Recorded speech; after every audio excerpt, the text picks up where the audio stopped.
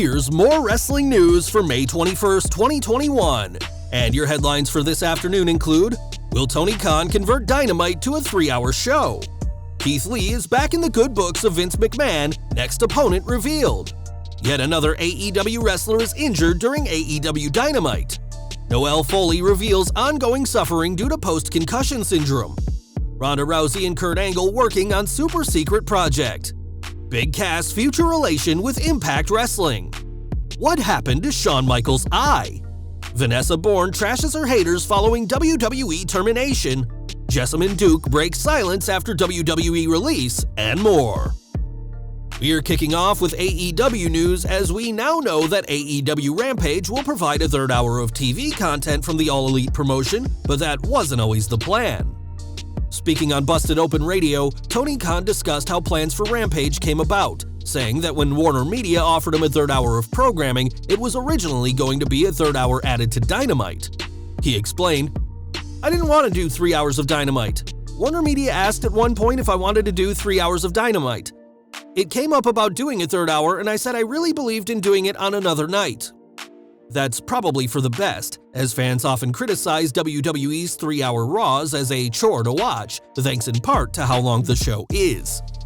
Instead of a third hour of Dynamite, fans are getting a brand new show, and the wrestling world will see plenty of major changes in AEW in the next several months, thanks to their new deal. Over to WWE now, and fans haven't seen Keith Lee since February when he was pulled from the United States title triple threat match at Elimination Chamber, a title he was originally supposed to win before it went to Riddle. Despite a strong push when he was called up to Raw last year, which included a successful feud over Randy Orton and challenging for the WWE title, he quickly fell down the card after, and was even sent to the Performance Center for further conditioning by Vince McMahon. Though the chairman gave up on the Limitless One, things have changed, as according to new reports from Pro Wrestling Torch's Wade Keller, McMahon wants to push Lee again and bring him back into the limelight. It's unclear how the chairman will do this, but we could see Lee return where he left off, challenging for the US title, now held by Sheamus. Both stars are capable of highly entertaining matches, and this is arguably the best way to bring the former NXT champion back, give him a main roster title run, and allow fans to finally see Lee get the push he rightfully deserves. From there, there's no shortage of feuds Lee could be a part of, especially if he's the United States champion, but that all hinges on McMahon bringing him back and building his presence on the main roster.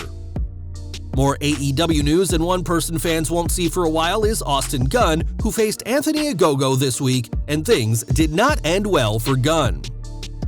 After the match, which saw Ogogo win, AEW announced that Gunn is out with an undisclosed injury, which will keep him on the shelf for 8 to 10 weeks.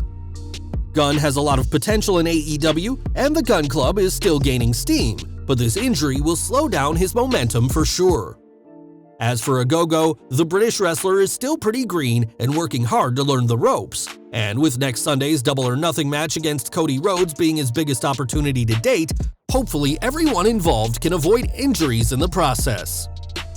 Back to WWE, and Noelle Foley was training to become a wrestler before a concussion put her on the sidelines, and although that concussion caused her training to end, she's still having to deal with the injury.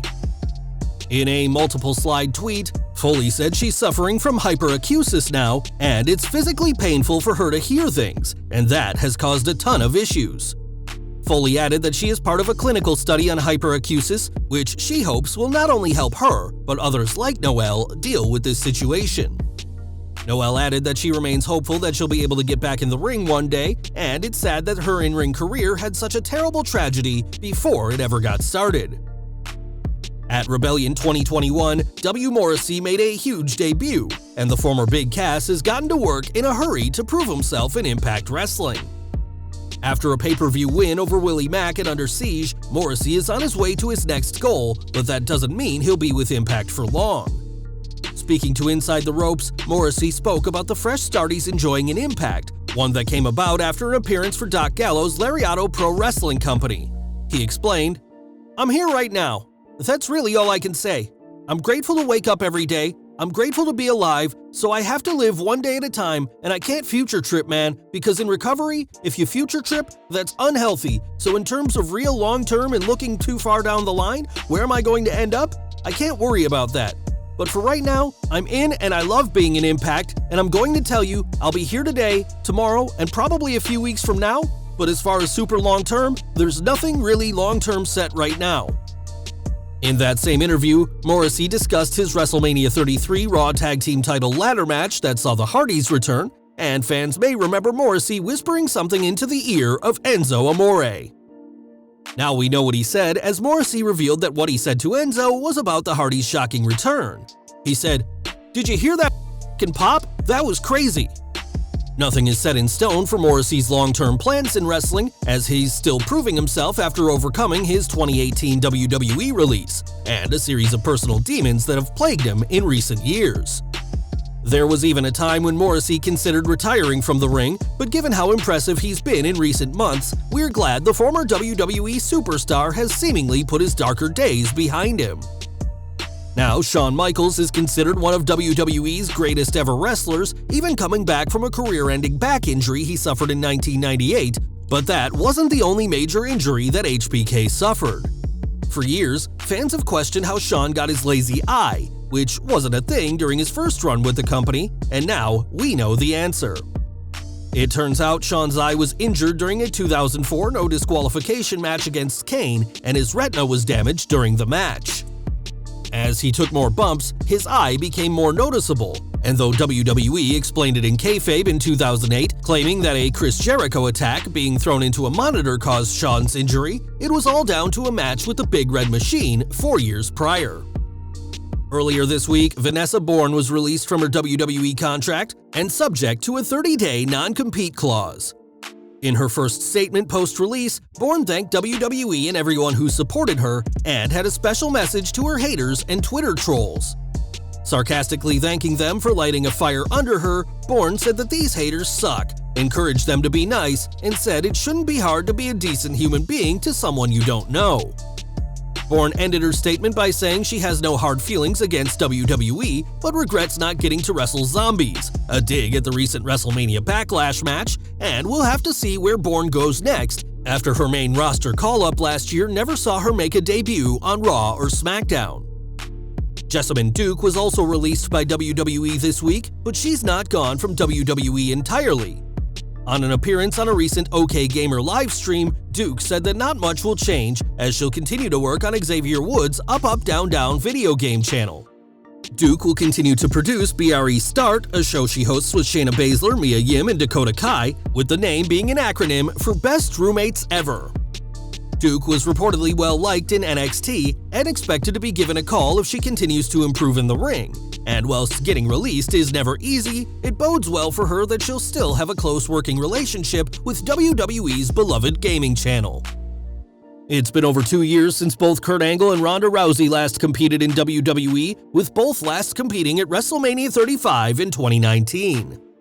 Just 1 year prior, Angle and Rousey teamed in the Hot Rod's WWE in-ring debut to defeat Triple H and Stephanie McMahon, and now they're teaming up again. The pair of Olympians were spotted together recently and teased a new super-secret project, and though they didn't let anyone know what they're up to, it has something to do with a milk truck. Rousey is pregnant right now with her and Travis Brown's first child, and we're not sure when she'll return to WWE, as everything has been put on pause while she awaits her bundle of joy. We'll have to wait and see what Ronda and Kurt are up to whenever they're ready to reveal it, but in the meantime, this tease has got a lot of fans interested to see what they do next. And we're ending with Renee Paquette, who is pregnant with her and Jon Moxley's first child, and now that child has a name. On the latest Oral Sessions podcast with her mom as the guest, Renee said that the baby's name is Nora, named as a tribute to her grandmother Eleanor, and we're thrilled for Moxley, Renee, and their growing family.